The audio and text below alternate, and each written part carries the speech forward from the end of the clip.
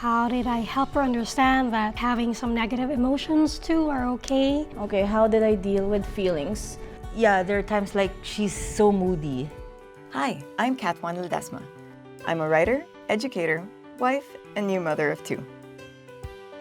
Parenting has definitely been my most exciting journey, but it also comes with a lot of questions. So I've asked a few friends and experts to share what they've learned from their own parenting adventures. We've compiled the best stories and tips in the hopes that their experiences will enlighten yours. This is the Parent Files. Brought to you by Ask Cough Lagundi, the #1 natural cough remedy.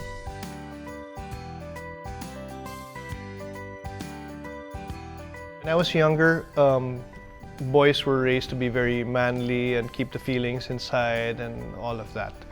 And thankfully, we've evolved. Although I do encourage him to share his feelings and keep an open dialogue with him. Sometimes the things that he's feeling in this world are very different from what I felt, and they may be new to me as well. I always try to listen. I try to encourage him to talk, and maybe the two of us work it out together. You know, it's okay not to be always happy and strong. So I would want to impart that to Summer as well. She's like a deep thinker. She analyzes a lot. It's my commitment to always be like sensitive whenever that happens. What really works for us most of the time would be really to have a closed-door conversation about it. Like, really tell me how you feel. Help me understand what you're feeling right now. Yes, you can cry, but if you just keep on crying like a baby, I really wouldn't understand that. So help me understand what's going on. At first, sometimes when he's in the moment and you know, he's just sad and he's like, I don't want to talk about it. Most of the time, he just wants his own space. You know, boys are not allowed to cry, but I always tell him it's okay to feel that way. And when you're ready to talk, then talk to me. I think it's mostly actually getting her to trust us. Sometimes I think she looks sad, so I'll ask her, are you okay? What's wrong? I'm fine. I just keep the communication lines open, and I always remind her that, you know, no matter what it is, you can tell Mom. Yeah. Even if you think I might be upset or I might not understand, just tell me because maybe I can help you. During the baptism of our youngest, all of a sudden, she wasn't a highlight. We noticed on the way home, she was more quiet than usual. She said that they were always looking at the baby. They were more excited to see the baby than to talk to me.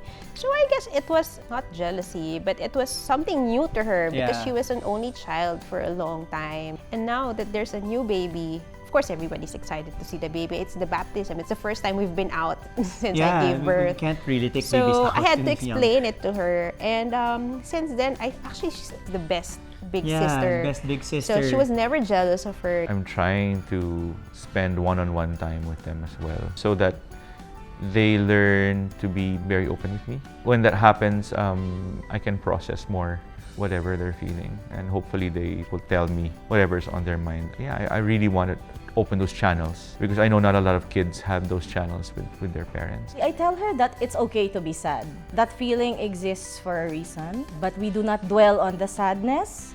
We try to see it pass through that sadness, and you let them. I think it's good that you let kids feel those emotions and then process why are you feeling this way? What makes you feel this way? Like, is there anything I can do to help? Joaquin has always been very, very sensitive, and he would always take things to heart and keep it.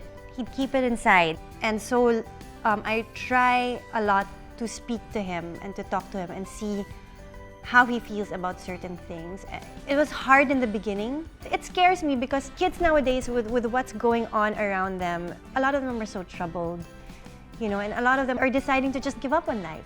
You know, and as a mother of a teenage child, I think that's what really worries me and what scares me is for my child to feel like he's going through something he can't cope with. Like there's no way out, when there's always an out. When she comes home sometimes and then we could see that maybe she was anxious. What's good about her is that she talks to us. She won't say it right away, but randomly, quiet time, me driving, and then she as a passenger, she would say, you know, Mommy, something happened. And we would say that it's okay to feel these things because it's part of life. And then when you surpass those feelings and then still continue, you'll be able to do the things that you're supposed to do.